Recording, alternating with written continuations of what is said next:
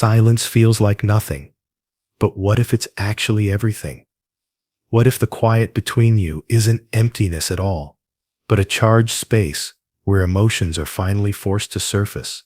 When messages stop, when checking your phone becomes a habit you pretend you've broken, when no one reaches out, is it really over? Or is something far more uncomfortable beginning? Ask yourself this: why does silence hurt more than rejection? Why does nothing happening feel heavier than an argument ever did? And why, in that quiet, do you suddenly start questioning your worth, your memories, and even your own reality? Here's the truth most people avoid. Silence doesn't erase connection. It exposes it. When there are no words to distract you, no reactions to manage, no roles to perform, what's left is raw awareness. The absence forces reflection. It strips away excuses.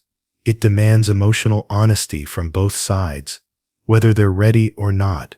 But what's happening on the other end of that silence? Is the avoidant truly unbothered, or are they wrestling with feelings they don't have language for? If distance is their defense, what happens when distance becomes mutual? Does the wall protect them, or trap them inside it? And here's the hardest question: who are you without the chase? Without explaining, proving, waiting, or hoping? Silence removes your access, but it also removes your obligation to perform. In that space, power quietly shifts, not because you're ignoring someone, but because you're no longer abandoning yourself. So before you label the silence as empty, ask this instead: what if this quiet is where clarity begins? What if this pause is showing you who feels, who avoids, and who has been carrying the emotional weight alone? Silence isn't the end. Sometimes it's the moment everything finally tells the truth. The first thing people get wrong about avoidance is assuming they feel nothing when silence begins. But what if the absence of reaction isn't the absence of emotion, just the delay of it? What if what looks like indifference is actually emotional processing happening on a different timeline? When contact stops, avoidants don't usually panic. There's no immediate rush of loss, no dramatic response, no visible crack in the armor. Instead, there's relief, space, a sense of control returning, and from the outside, that calm can feel cruel. You wonder, how can they be fine so quickly? Did I ever matter at all? But here's where the delayed impact begins. Avoidants are wired to suppress before they feel.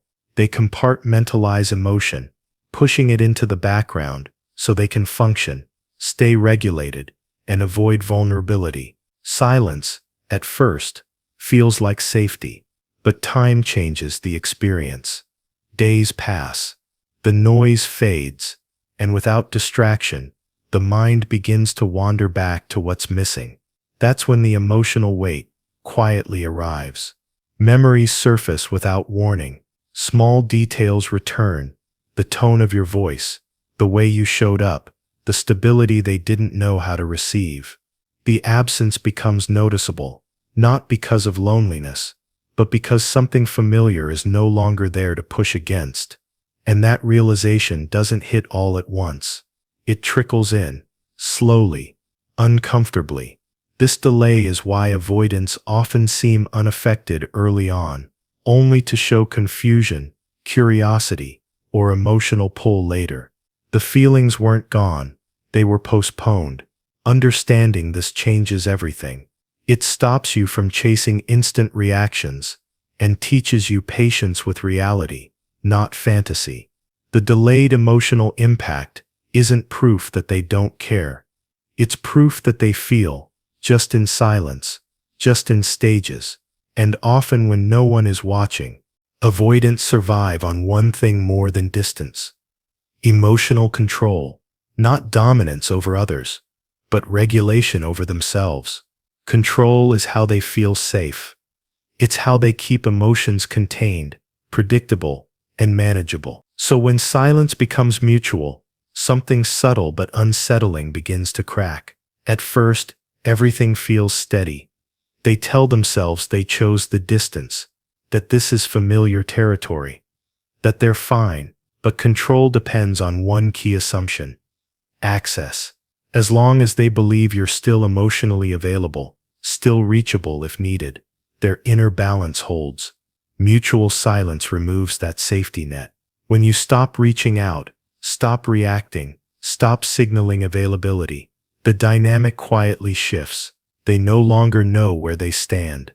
And uncertainty is the one emotion avoidants struggle to regulate. It introduces unpredictability into a system designed to avoid it. This is where emotional control starts slipping. Thoughts they didn't plan to have begin appearing. Questions replace assumptions. Are they done? Did I misjudge this? What if I waited too long? These aren't dramatic fears. They're controlled panic, the kind that doesn't explode but hums beneath the surface, disrupting calm. Because here's the truth.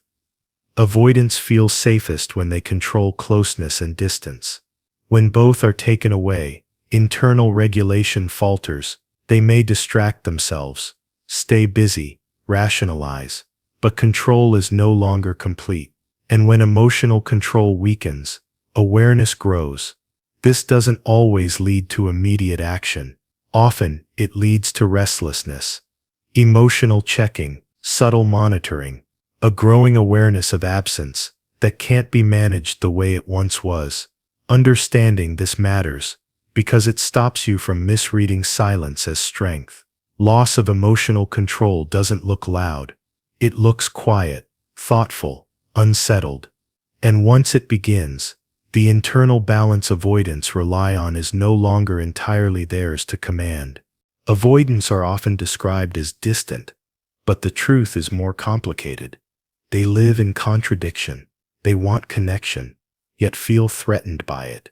They crave closeness, yet protect themselves from the vulnerability it demands. When silence becomes mutual, this inner conflict doesn't fade. It sharpens. At first, pulling away feels like relief. No pressure, no expectations, no emotional demands. But as time passes, the pull back toward connection begins to surface. Not because they suddenly want intimacy, but because absence removes their ability to regulate the distance on their terms. This is where push-pull confusion intensifies. One moment, they convince themselves they're better off detached.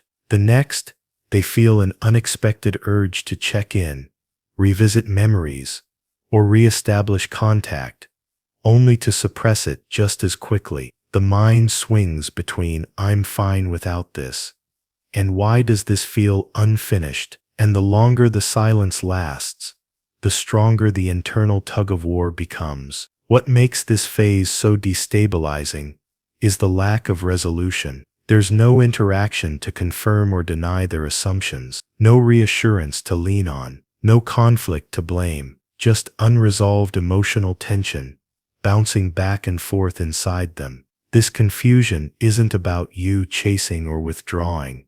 It's about control slipping. When you're no longer actively engaging, they lose their reference point. They can't tell whether distance is still safe or whether it's slowly becoming loss. And so the push-pull shifts inward. They may think about reaching out, then stop themselves. They may replay moments of closeness, then remind themselves why distance felt necessary. Each cycle deepens the confusion, not because they don't know what they want, but because they want two opposing things at once. Push-pull isn't manipulation. It's unresolved fear meeting unprocessed attachment needs, and mutual silence forces that conflict into the open, where it can no longer be avoided, only felt. Silence does something avoidance rarely choose for themselves.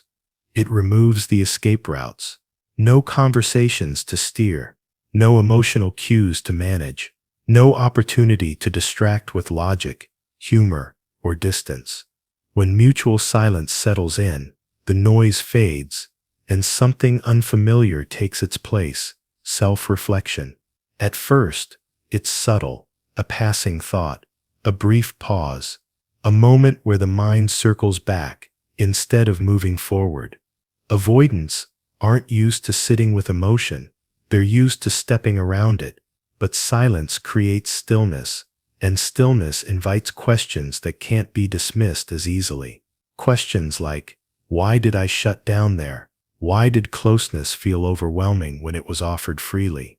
Why does this feel unfinished, even though I walked away? This isn't dramatic insight, it's quiet reckoning. Without someone reaching out, reassuring, or reacting, avoidants lose the external feedback that helps them define the story. They can no longer frame the distance as necessary protection, or blame it on timing, circumstances, or the other person's needs. What remains is their own pattern, uncomfortable, exposed, undeniable.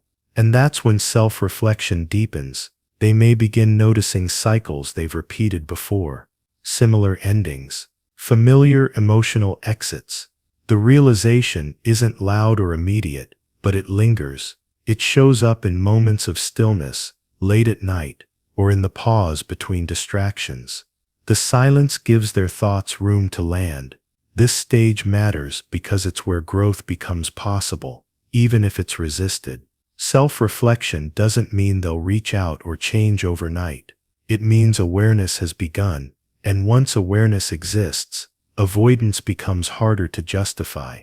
For you, this moment is powerful not because of what they do, but because of what you no longer have to do.